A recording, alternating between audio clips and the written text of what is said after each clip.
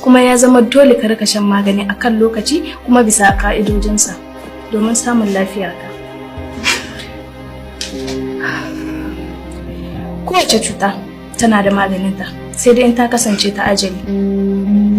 Saboda haka kada ka karya, insha Allah za ka samu lafiya.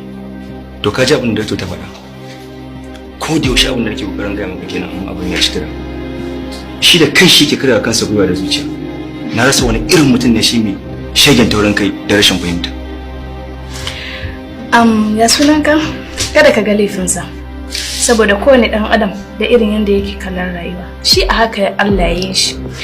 Amma yana da kyau ka canza domin lafiya abin son kowa ce ita ake nema a kowane lokaci.